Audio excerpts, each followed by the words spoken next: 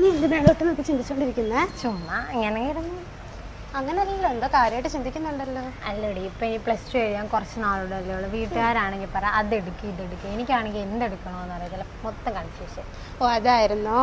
നീ അങ്ങനെയാണ് medical field നോക്ക്. നമ്മുടെ നാട്ടിൽ ഇപ്പോൾ ഏറ്റവും കൂടുതൽ സ്കോപ്പ് ഉള്ളത് മെഡിക്കൽ ഫീൽഡിനാണ്. ഒന്നിനു മേലെ ഒന്നായി മെഡിക്കൽ ഫീൽഡ് വളർന്നുകൊണ്ടിരിക്കുന്നു. പുറത്തോട്ട് പോകാനാണെങ്കിലും ബെറ്റർ ഓപ്ഷൻ മെഡിക്കൽ ഫീൽഡാണ്. ഞാനും ആ ഒരു കൺഫ്യൂഷനിലായിരുന്നു. അപ്പോഴാ കായംകുളത്തുള്ള ഇൻ്റർനാഷണൽ ഇൻസ്റ്റിറ്റ്യൂട്ട് ഫോർ മെഡിക്കൽ എഡ്യൂക്കേഷനെ പറ്റി എൻ്റെ ഫ്രണ്ട് പറഞ്ഞത്. അവളും അവിടെ പഠിച്ചിറങ്ങി ഇപ്പോൾ ജോലിയും ആയി. നമുക്ക് അവിടെ വരെ പോയാലോ? എടി അതിനിപ്പോൾ ഒരുപാട് ഫീസാവും, അതൊക്കെ നമ്മളെ കൊണ്ട് കൂടത്തില്ലല്ലോ. എടി അവിടെ തവണകളായിട്ട് അടച്ചാൽ മതി ഫീസ്. പിന്നെ +2 കഴിഞ്ഞ് നമ്മൾ എന്ത് കോഴ്സ് ചൂസ് ചെയ്യും എന്നതിനനുസരിച്ചിരിക്കുകയാണ് നമ്മുടെ ഫ്യൂച്ചർ. ഇപ്പം പിന്നെ ഫീസൊക്കെ നോക്കിയിരുന്നു കഴിഞ്ഞാൽ നമ്മുടെ ഫ്യൂച്ചർ എങ്ങും എത്താൻ പോണില്ല. പിന്നെ ജോലിയൊക്കെ കിട്ടി സാലറി ഒക്കെ കിട്ടിക്കഴിയുമ്പോൾ പിന്നെ അടച്ച ഫീസൊന്നുമല്ല.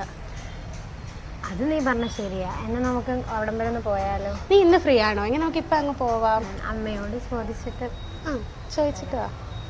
നടന്നു പോകും അപ്പം പോവാനോ?